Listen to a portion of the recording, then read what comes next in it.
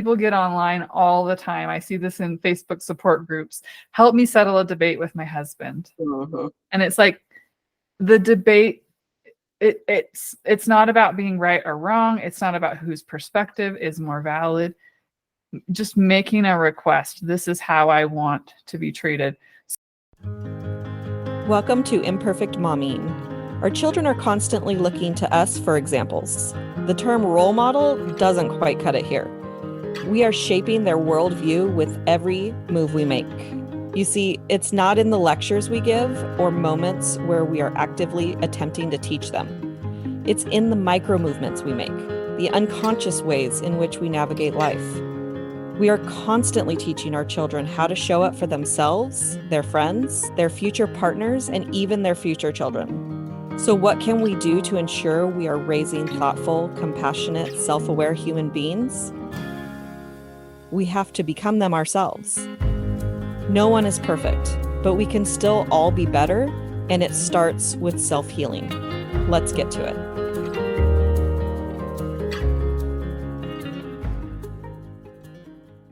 So welcome back to Imperfect Momming, and we have a very special guest today, Sharon Castano. Yep. Perfect. Welcome to the podcast. Thank you so much. I'm so happy to be here. So tell us a little bit about who you are and what you do.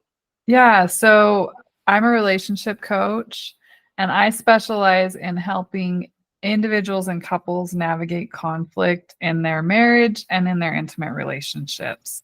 So I love working with women, but I also really love working with couples, because then we can see like the full picture of what's the dynamic going on between the two of you and what's kind of getting in the way of you being able to feel like you have healthy communication in your marriage.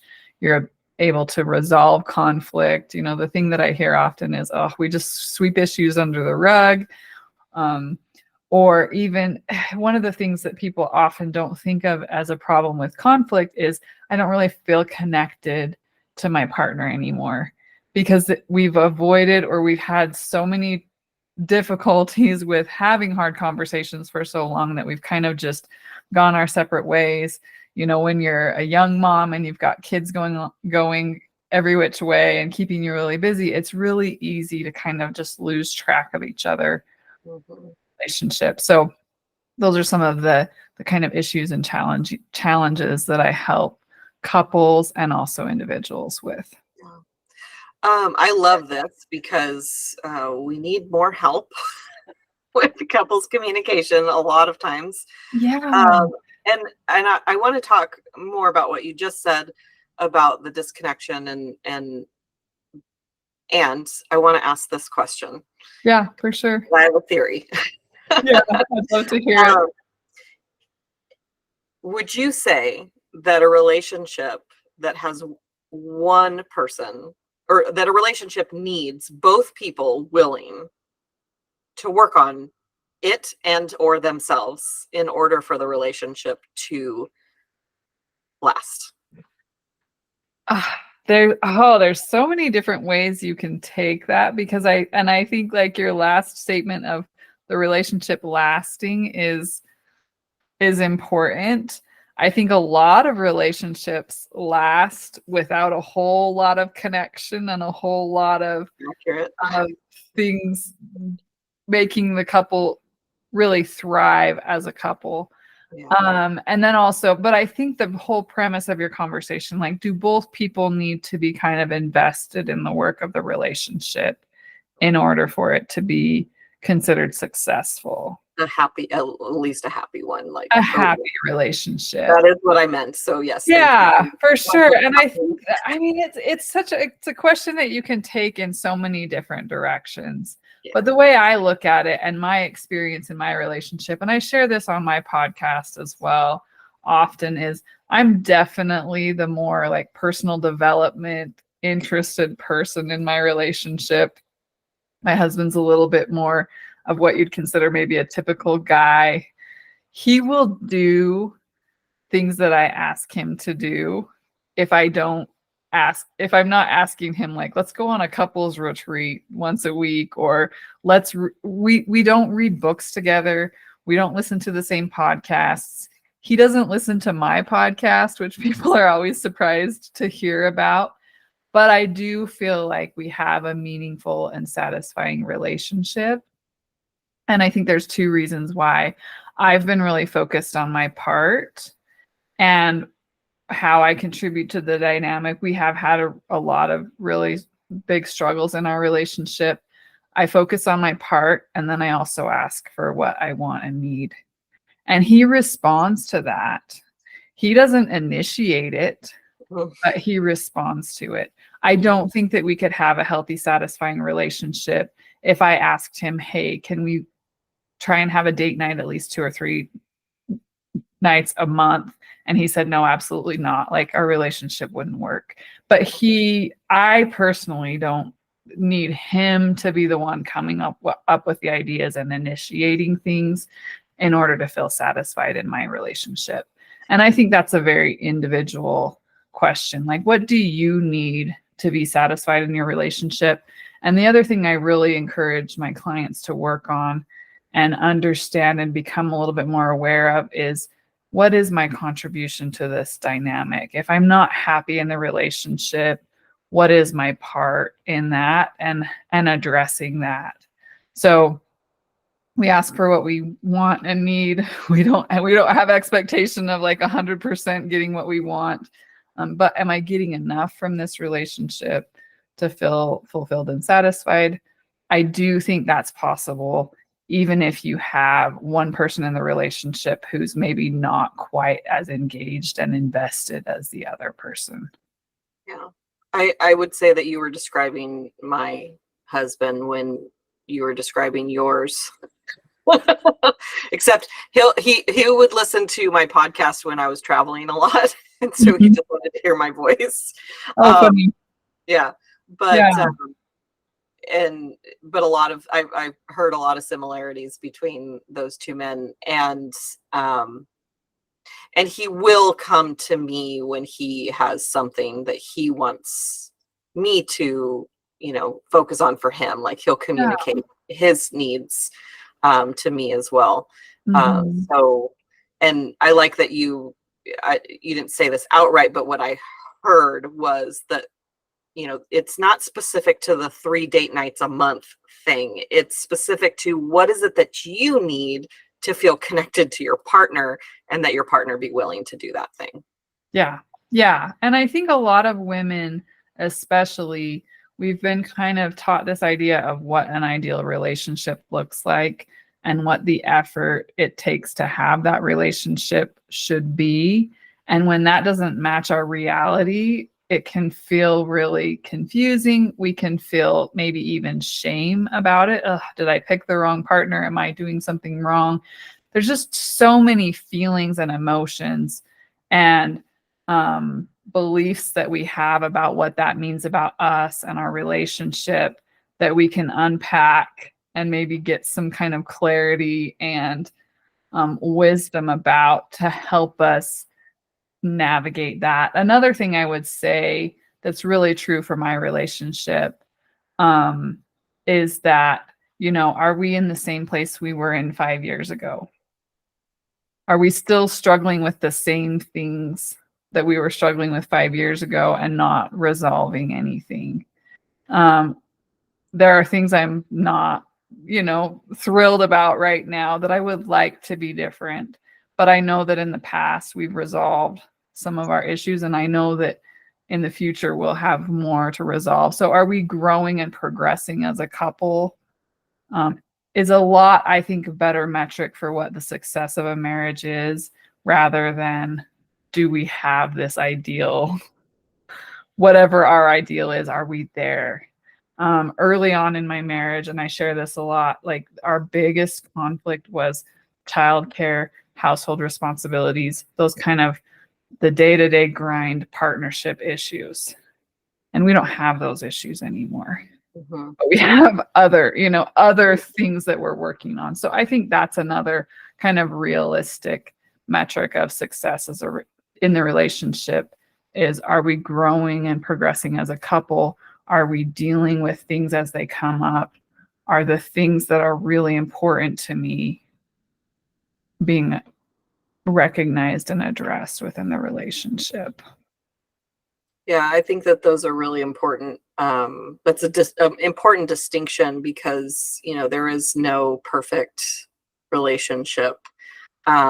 And expecting your relationship to look like somebody else's relationship is, you know, adding poison to the well, I think. Yes, and that was another huge learning for me, because I'm like a really, high achieving person. My survival mechanism as a kid was to figure out what the rules were and follow the rules. And I also my educational background is in engineering. So I was like, I can do anything a man can do. I'm out here. I have a whole lot to prove about equality and marriage and stuff. And the marriage I had just wasn't what I envisioned. And for someone to be able to tell me like what your marriage looks like, there's no like gold standard of an ideal marriage. You get to decide, and of course you get to decide that with your spouse. It's not like what's the word? It's not like a unilateral decision that you make, this is what we're going to do, but you and your partner come together and talk about what your values and your goals are and your desires for your relationship are, and kind of work that out as a couple. Yeah, that's so important. I think that all of this, type of personal development stuff that is out there is like, we can't forget the first word is it's personal. Yeah. And I think also we're very human, and I think sometimes if you're it sounds like you're kind of in this similar kind of a relationship, and I imagine that a lot of your listeners are, if you're really into personal development and your spouse maybe has a different perspective on that, it can be really easy to get judgmental of them for not being invested in the same things that you're invested in. Yeah.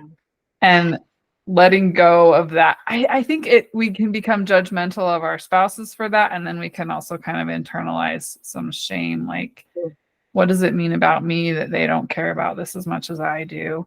Mm-hmm. There's a lot of feelings and stories we can tell ourselves about that. Yeah. And my husband is very, I don't know where he gets it from, because he doesn't do the studying like I do on the daily. He doesn't deep dive, but anytime I come to him with something new that I've learned, he's like, oh yeah, I thought about that, and da da da. And I'm just like, how do you know all of this stuff? Like, Yeah. Someone actually asked me who's the smartest person that I know, and I was like, my husband, because I don't ever teach him anything. And I'm constantly learning, and it's really confusing. And there's also areas that that he doesn't, go deep where I have, and there's resistance, and I love him in spite of the resistance, and like, that's his journey. And I think that it's important to accept that honestly 90% of the personal development world is women. Yeah, there's a lot of women for sure. I do think I think men maybe approach it in different ways. I think for a lot of men, their personal development is focused on their careers or other things. But yeah, that is kind of an interesting observation. I think women are definitely socialized to get their self-esteem kind of from that type of work. Yes. And men from their own work. Yeah. Yep. For sure. And it's not, I'm not throwing shade on people, or on men specifically. It's just that's what I've noticed about the personal development industry specifically. Yeah. So is there something that you notice to be like more common in your clients or in the work that you do, like a really common thing that happens amongst communication? Yeah, I think a lot of the women that I work with, they're typically like high achieving, goal oriented women, and they bring that into their marriage. You know, they bring some of these preconceived notions of this is how I want things to be, and now my job is to kind of get my husband on board with my project, and that causes a lot of resistance in the marriage. And it's really hard for us. I think it's just a human thing. It's really hard for us to take a step back and be more curious of what is it like to be on the receiving end of this project. What is it like to be another adult in this relationship and be kind of given the standard operating procedures for the relationship and told this is how it's going to be. And I don't even think that we intend to be that harsh, and maybe not everyone is that harsh, but or that bossy, or whatever term you want to use. But one of the things that has been so helpful for me, one little insight that's been really helpful for me personally and for my clients is, I mean, even when we do a ton of personal development work, you are not the expert on how a relationship should be. You're the expert on how you want to be in a relationship and what you want your relationship to be like.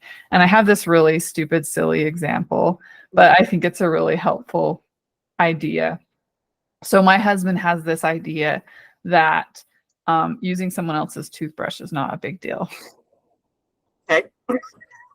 I do not share that opinion. Like, even when he went down to St. George, it's the city close to us. His dad has a home there, and he calls me and he's like, I forgot my toothbrush. I'm just going to use my dad's. And I was like, go to the grocery store and buy a toothbrush. Like, I would not want somebody coming into my home and using my toothbrush. Like, my husband has a totally different idea on boundaries in general than I do. And instead of saying like, no, it's absolutely inappropriate to use someone else's toothbrush. And he has used my toothbrush before, and I've asked him not to. And we could get into an argument about whether or not it's appropriate to use someone else's toothbrush. And you can go in circles and you can never decide. You know, people get online all the time. I see this in Facebook support groups. Help me settle a debate with my husband. Mm-hmm. And it's like, the debate, it's not about being right or wrong. It's not about whose perspective is more valid. Just making a request. This is how I want to be treated. So we both have electric toothbrushes. I got some hot pink nail polish and painted a little mark on the handle of my toothbrush just to remind my husband, like, I don't want to share toothbrushes with you. Please leave my toothbrush alone. Yeah. And we don't have to decide whether that's right or wrong. It's just, this is how I want to be treated, and this is what I expect or am requesting from you. And this is what I'm going to do to kind of, and like I said, it's a stupid thing with toothbrushes, but it does come up. You know, we think about parenting, and if we're the mom, we're probably really invested in reading all of the parenting research and getting ideas about parenting. And we think, okay, this is the right way to do things. But when we're in a relationship with another adult, we have to consider that their perspective is just as valid as ours. And we make requests rather than saying this is how it's going to be.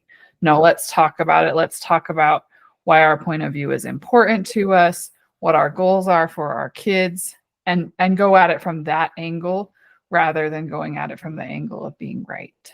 Yeah. What I love about that example is pretty much what you just said, is like, it's not about, like, it doesn't matter if your husband is okay with using other people's toothbrushes or not. It is not okay with you that he use your toothbrush. Right. That's the point of the discussion, where the society gets so distracted on, I need to be right, and or make you wrong, Yeah. You know, and that creates a lot of issues, I think, inside relationships. One thing that my husband and I have discussed quite often is that we don't have a lot of resentments towards each other, and we've never like allowed those types of situations to fester. So if he does do something that hurts my feelings, we talk about it. Mhm. And you know, and what I made it mean, Mhm. and not even like what you did wrong, Right. per se, but what I made it mean about what just this whole situation. Yeah. And that's And such an important skill to have, to separate the facts of the situation from how it felt, you know, what that impact was on me. So I love that you shared that, and just clearing the air that way, rather than being like, you did this and it was wrong because it hurt my feelings. right. But, you know, most of the time our partners aren't. I'd say even when your partner, it seems like they're being hurtful on purpose, their intention is not just to hurt you. Yeah. Unless they're not a good person in general. Right. And anything we're saying today does not apply to abusive relationships at all. I do want to have that caveat. It's so important to name that and call that out as well. I when my husband and I first started, we were actually friends for a year and a half before we started dating, and I wanted to be dating during that year and a half, and he wasn't on board. And he told me about this book called Getting the Love You Want, and he said, oh, you should read it. Here, I have it on Audible, and he shared it with me, and I was so irritated that he was wanting me to read this relationship book, that when he didn't want to be in a relationship. I was like, I don't get it. But it changed fundamentally how I looked at relationships. And when I asked the question, of like, what do you think is the biggest, you know, or most consistent problem that you see?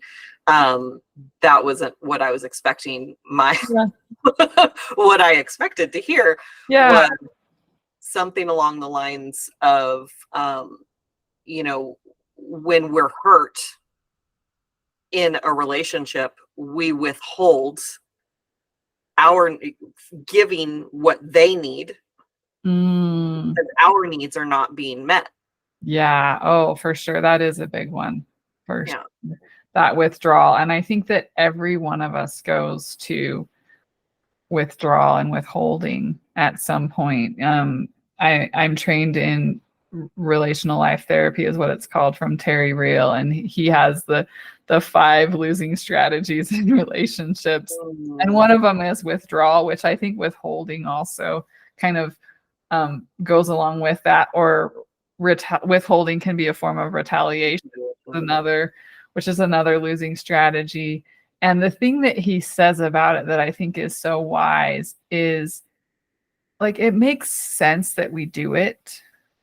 It's not productive at all, but it makes sense when we don't have that trust. Like, it sounds like you and your husband have such a great trust that if I share with him how his behavior impacted me and that I was hurt, I trust that he's going to respond well to that.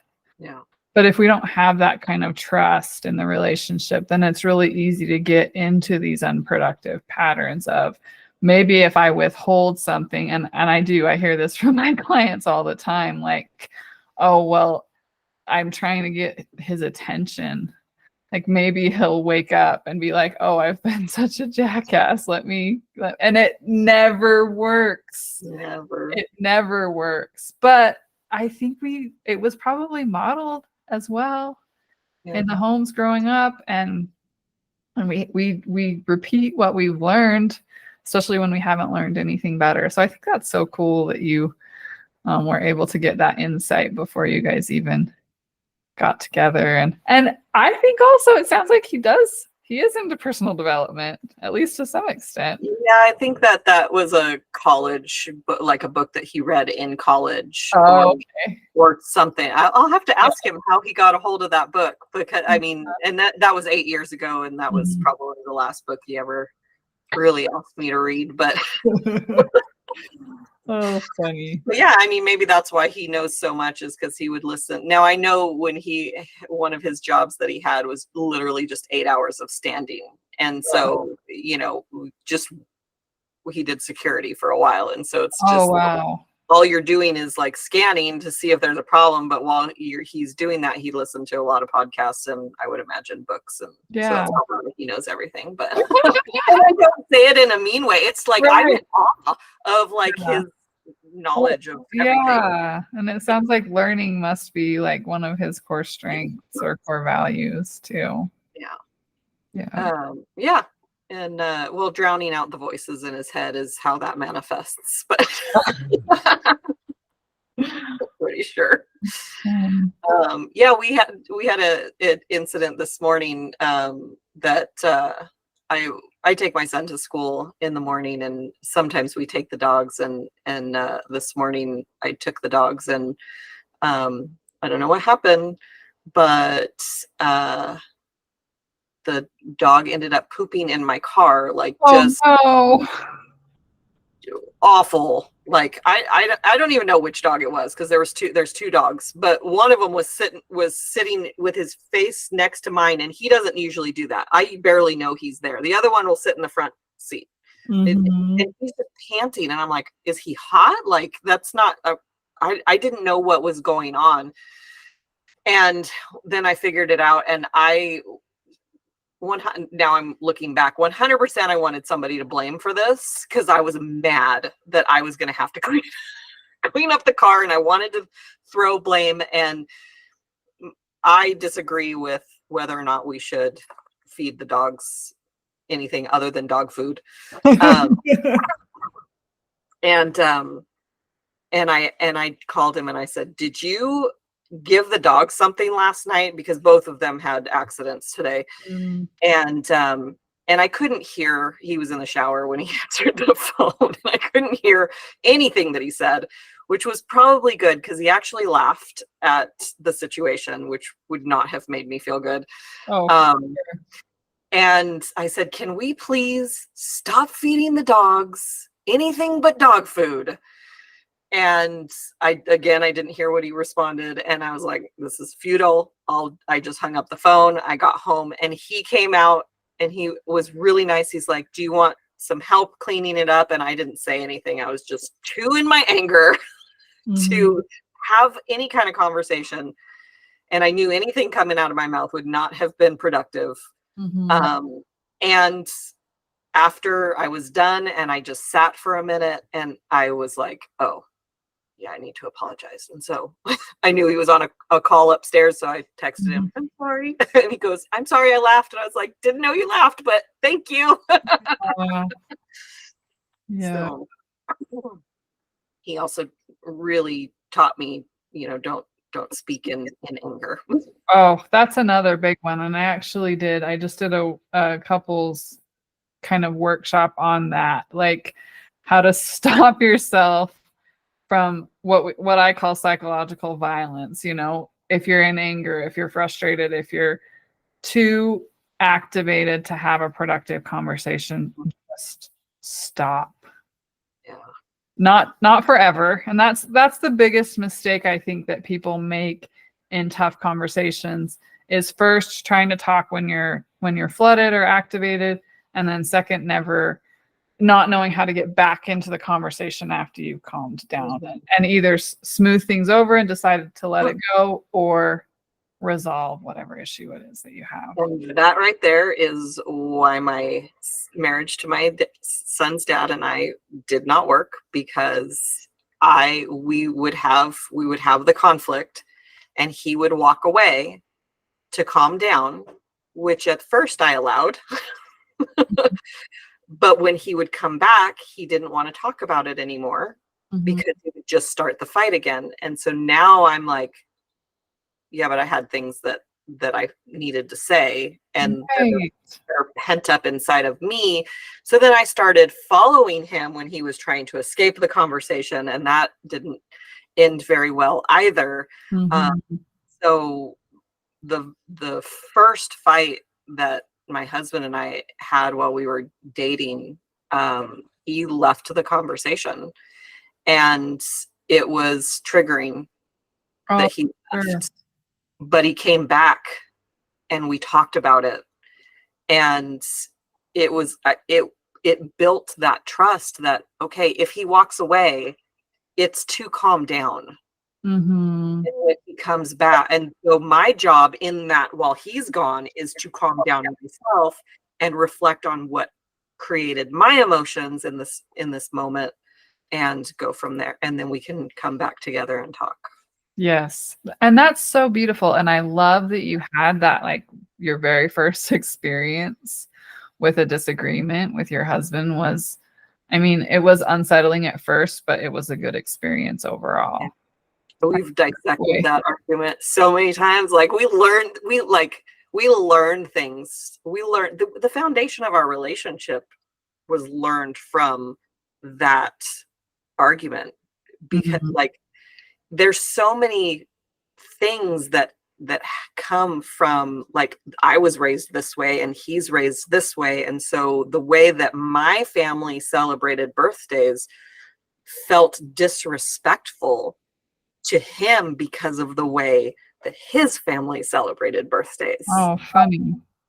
And I learned his love language. I learned so many things from that argument. Like, if we look at arguments as just new information of how we could work together better, instead of I'm right, you're wrong, and or vice versa, then we Yeah. would have a lot more productive Oh, relationship. for sure. For sure. That's so true. I think that's great. I think that conflict is an opportunity to understand each other better and to understand yourself better and what is really important to me, or what is really important to me, or what is some like hurt that I haven't fully resolved, Mm. because we either act out of our values or we act out of our hurt, Mhm. and which sometimes deciphering which one of those things it is kind of tricky. Yeah.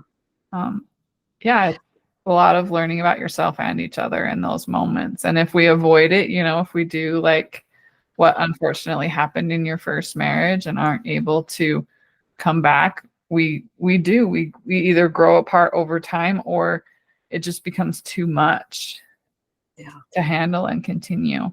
Yeah. It was for me, for our relationship, it was very explosive, and it was like it was just done one day, and I was like, oh, what happened? And it's just all these little hurts, and that turn into these little traumas that turn into this big trauma that is Mm-hmm. that was that was hard to come back from. Mm-hmm. Yeah. Is there a piece of advice that you want to give to moms listening? Such a great question and an open question. I think as a mom, I think the biggest piece of advice I would give is that you matter. Mm. Like, I grew up like thinking that becoming a mom was going to be like the pinnacle of my life. And it is. It's such a privilege to be a mom.